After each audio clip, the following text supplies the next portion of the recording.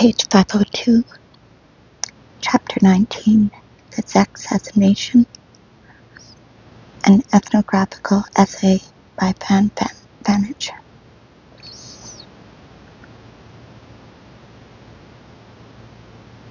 I looked this up.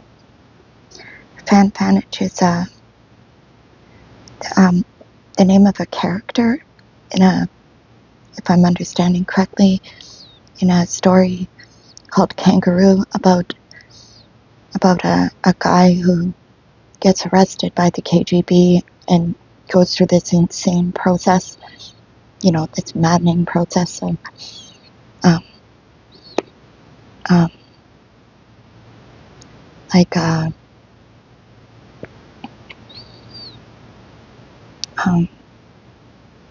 Kafkaesque process. So, that's all I really know about it. In this study, if nothing prevents us, we intend to make an important scientific discovery. In the development of our hypothesis, we would in no way wish to come in conflict with the progressive teaching. The author of these lines, attracted by the enigma of the native tribe populating the archipelago, undertook a lengthy scientific expedition there and collected abundant material. And as a result, it is very easy to prove that the Zeks of the archipelago constitute a class of society. For, after all, this multitudinous group of many millions has a single, common to them all, relationship to production, namely subordinate, attached, and without any right to direct that production. It also has a single common relationship to the distribution of products of labor, namely no relationship at all, receiving only that insignificant share of the products required for the meager support of their own existence. And in addition, all their labor is no small thing, but one of the principal constituents of the whole state economy. I thought this footnote was interesting. You could never say this of the outcasts in Western countries. There they are either languishing in individual isolation, where they do not work whatever, or else there are a few pockets of hard labor whose output has no impact at all on the economy of their country. I just thought that was interesting. But our ambition is greater than this. It would be so much more sensational to prove that these degenerate creatures, in the past undoubtedly human, are a totally different biological type in comparison with Homo sapiens. However, these conclusions are not yet ready. Here it will be possible only to offer certain hints to the reader. Imagine that a man is forced suddenly and against his will, yet out of implacable necessity and without hope of any return, to make a transition into the category of bear or badger. We are not going to employ here that overused image of the wolf. And should it turn out that he proved physically able to make it, and anyone who cashed in his chips would not be in demand there anyway, how could he possibly remain a human being while leading a new life among the badgers? We think he could not, and that he would become a badger. Fur would grow, his snout would lengthen and sharpen, and he would no longer want or need anything cooked or fried, and he would be quite content to bolt things raw.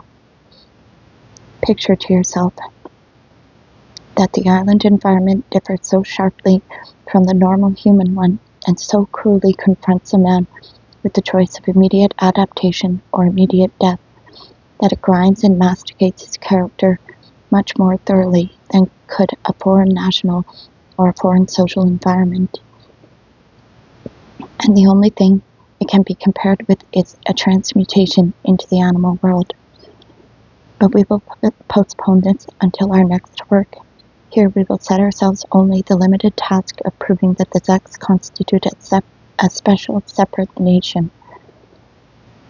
What is it that classes do not become nations within nations in ordinary life, because they lived commingled on the same territory with other classes?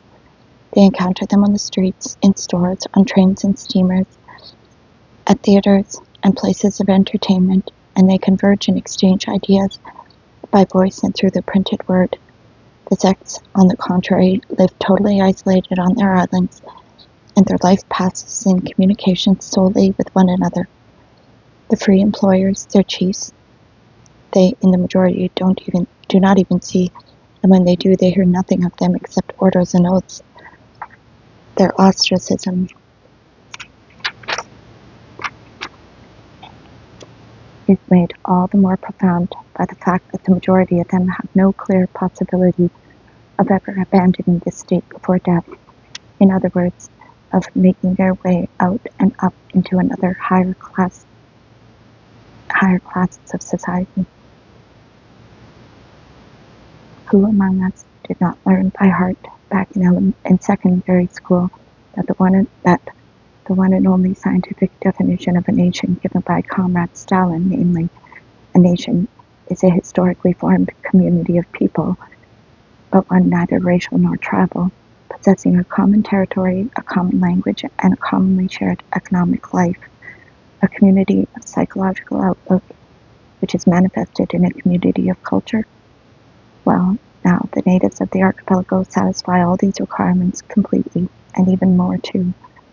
We are particularly free to reach these conclusions because of Comrade Stalin's brilliant remark that a racial or tribal community of blood is not obligatory at all. Our natives occupy a fully defined common territory, even though it is broken up into islands. But this does not surprise us in the Pacific Ocean, for example, on which other peoples do not live. Their economic way of life is standardized to an astonishing degree. It can, in fact, be described completely and exhaustively on 2 typewritten sheets of paper. The differential ration system and the directions to the bookkeeping office to credit the Zeks imaginary wages to maintaining the camp compound, the guard, the leadership of the islands, and to the state.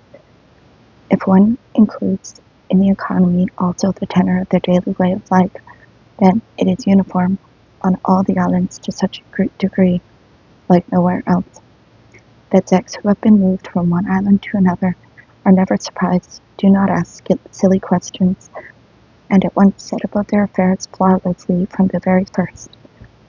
To eat on a scientific basis, to steal whenever you can, to eat food which no one else on earth eats anymore, to wear clothes which no one else wears anymore, and even their daily schedule is identical to all the islands and obligatory for every sect.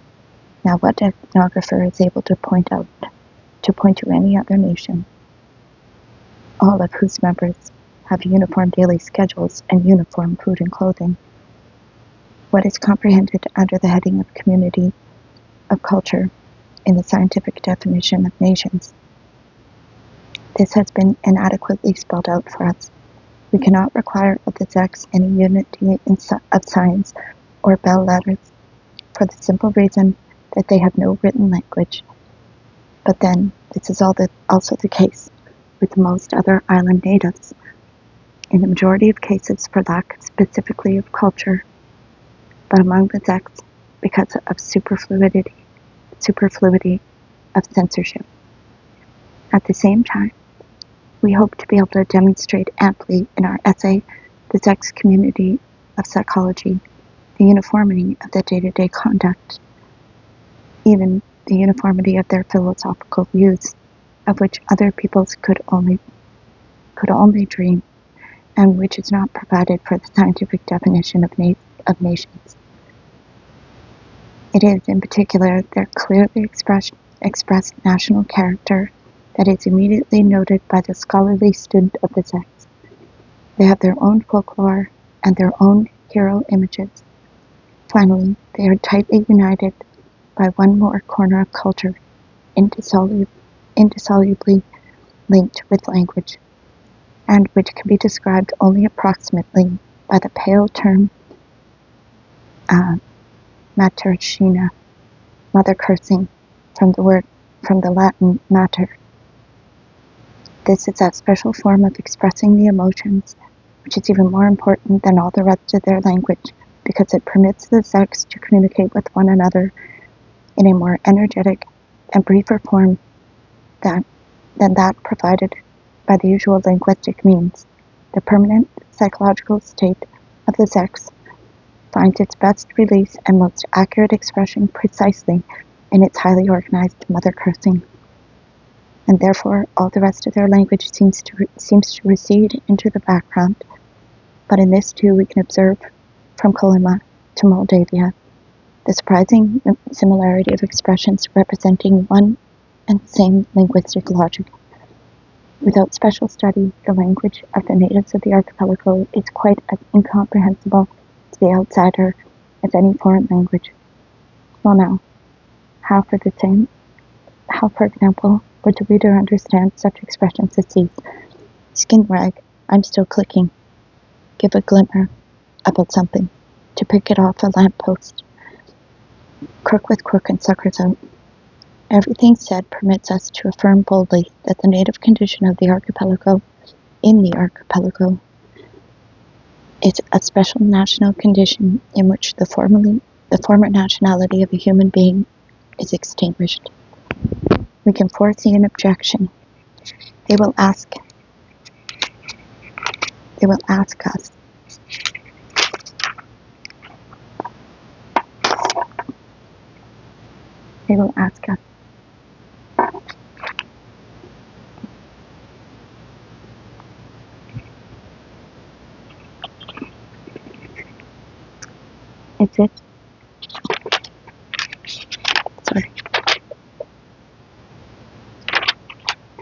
Is it a people?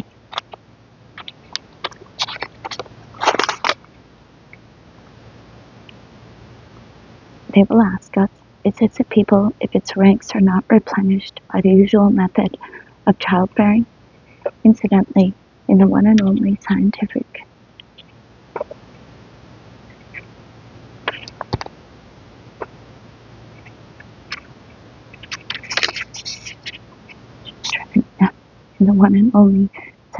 definition of nations we will have cited, no such criterion is stipulated. Let us reply, yes, its ranks are replenished by the technical method of jugging, and out of some strange caprice, its own infants are turned over to neighboring peoples. However, chicks, after all, are hatched in an incubator, yet we do not, for this reason, cease to regard them as chickens when we use their meat. But even if some sort of doubt does arise as to how the Zeks begin their existence, at least there can be no doubt whatever as to the method by which they cease to exist. They die like everyone else, only more densely and more prematurely, and their funeral rite is gloomy, meager, and harsh. 2 words about the term Zek itself. Up to 1934, the official term for them was Lishonye Svobody, deprived of freedom. This was abbreviated to LS, and no evidence has been preserved as to whether the natives worked these initials L and S into LSE. But from 1934 on, the term was changed to prisoners, Zakluchenia. Let us recall that the archipelago had begun to harden by then, and even the official language adapted itself to this, and could not tolerate there being more freedom than prison in the definition of the natives, and they began to abbreviate the term in the singular ZK, Zeka, and in the plural ZK, Zeka, Zeka.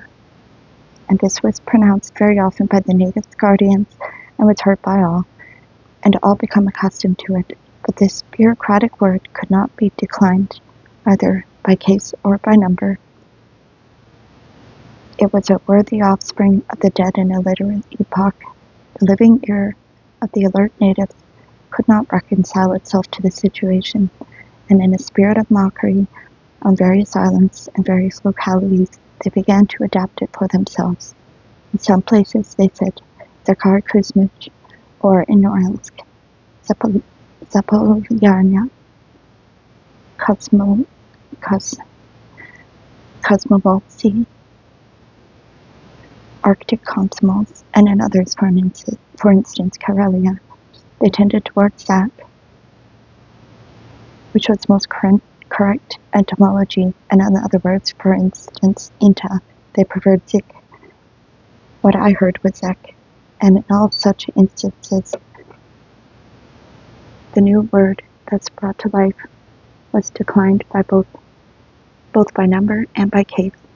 But in the Kolyma and Sisjalma, they adhered in conversation to the official term, Zeka. One can only regret that the Kolyma ear must have been numbed by the cold. The climate of the archipelago is always Arctic, even if a particular islet has intruded itself into the southern sea.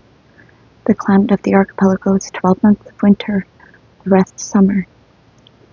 And the air itself there scorches and pricks one, not only because of the frost, not only because of nature. Even in summer, the Zeks are dressed in soft gray armor and padded jackets. This in itself, along with the men's cropped scalps, gives them a uniformity of external experience, smacking of severity in personality. But after observing the Zeks even only a little, you will be equally astonished by the common elements of their facial expressions, always guarded, sullen, without the slightest goodwill, easily slipping into hardness and even cruelty. Their facial expressions look as if they have been cast from a swarthy, copper-colored material. The Zeks evidently belong to the Indian race. Rough-textured, almost not of flesh, so as to be able to march facing into the wind, expecting at every step to be bitten from right or the left. You also notice that in action, at work, in a fight, their shoulders are squared and their chests braced for resistance. But as soon as a Zek is left in a state of inaction, by himself, buried in his thoughts, his neck ceases to support the weight of his head, and his shoulders and his back immediately express an inveterate stoop, as if he were born with it. The most natural position his hands adopt when free is clasped behind the back if walking, or simply hanging limply when sitting down. His stoop and his depressed air will remain with him when he approaches you, a free person, and therefore a possible boss. He will try not to look at you in the eyes, and will instead look at the ground, but if he is forced to look at you, you will be surprised by his blank, stupid stare, even though it will indicate a willingness to carry out your orders. Do not trust it, however, he will not carry them out. If you order him to take off his cap, or if he himself understands he should, his shaven scalp will surprise you unpleasantly.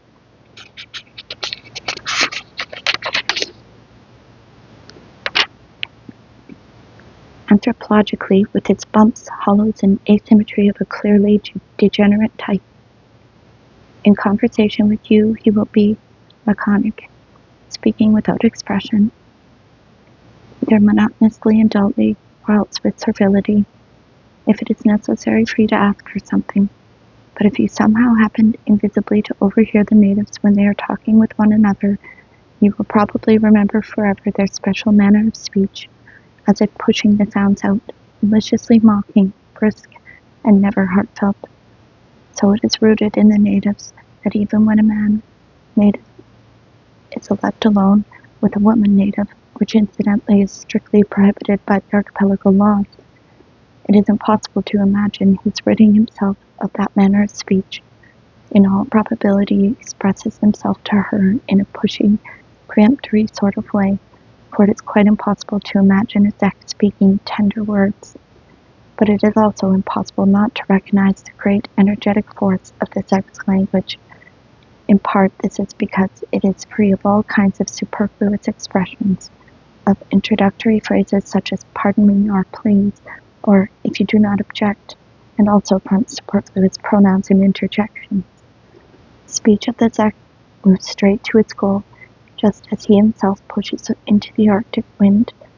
He speaks as if he were punching his companion in a mug, beating him with words. Just as an experienced fighter invariably tries to knock his enemy off his feet with the very first blow, so the Zek tries to confound his companion, to render him mute, and even to compel him to wheeze from the very first phrase, and he will flatly brush off any question directed at him. Even today, the reader may encounter this repellent manner in unforeseen circumstances. For example, when you are waiting at a trolley bus stop in the strong wind, your neighbor will spill large hot ash on your new overcoat, threatening to scorch it. You demonstratively brush it off, but he continues to spill ashes on you, and you say to him, "Listen, comrade, how about being more careful with your smoking, eh?" Not only does he not ask your pardon, and not only does he take no precautions with his cigarette, but he barks curtly, "Haven't you any insurance?" And when you are trying to find an answer, you aren't going to find one. He already succeeds in clambering ahead of you onto the trolley bus. Now, that is very much like the native manner. Apart from their straight, multisyllabic curses, Zek evidently have a collection of ready-made expressions which will paralyze any intelligent outside interference and directions. Such expression as, "Don't needle me, I'm of a different religion. If they are not feeding you, don't lie down and ask for it."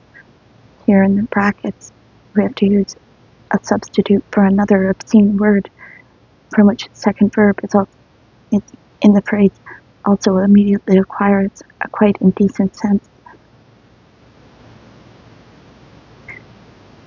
Similar repellent expressions make particularly indelible impression when it comes from the mouths of the native women, since it is they in particular who make the most liberal use of erotically based metaphors. We regret that the bounds of morality do not permit us to embellish this inquiry with still other examples. We will venture to cite just one more illustration of the speed and deftness of the Zeks in the use of language. A certain native named Glick was brought from an ordinary island to a special island, to a secret scientific research institute. Certain natives are naturally developed to such a degree they are even suitable for conducting scientific research. But because of certain personal considerations, the new and privileged place did not suit him, and he wished to return to his former island. He was summoned before a very high-ranking commission, with big stars on their shoulder boards, and there they announced to him, "You are a radio engineer, and we would like to make use of you." Without allowing them to finish their sentence with, "in your profession," he straight up sharply, "Make use of me? So what do you want me to do, turn around and bend over?" And he reached for his belt buckle and made a motion as if to adopt the indicated position. Naturally, the commission was struck dumb, and there was no deal. Glick was dismissed straight away. It is curious to note that even the natives of the archipelago realized very well indeed that they aroused great interest on the part of anthropologists and ethnographers, and they even brag of this. It seems to increase their value in their own eyes. Among them there is widespread, frequently told legendary anecdote about a certain professor of ethnography, evidently a predecessor of ours, who spent his whole life studying the breed of Zek, and wrote a thick dissertation in 2 volumes in which he came to the final conclusion that the prisoner is lazy, greedy, and sly.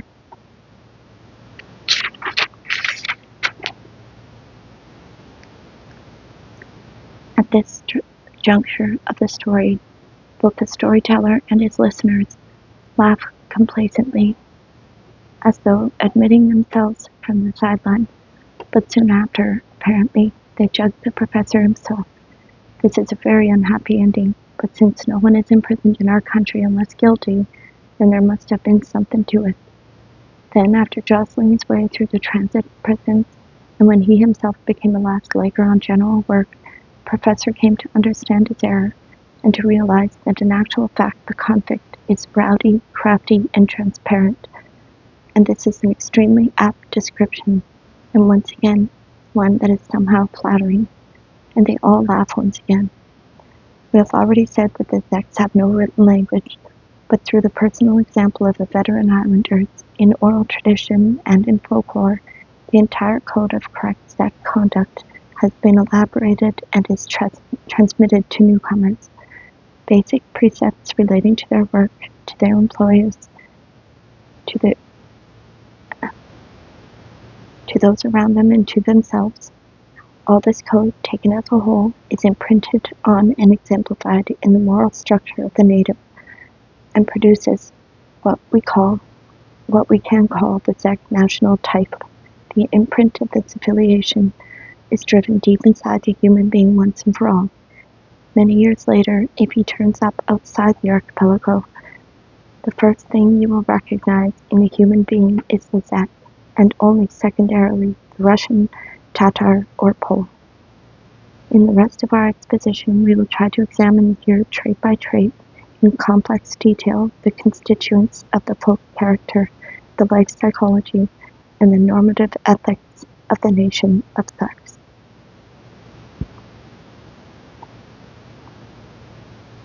Thank you for listening. Have a good day.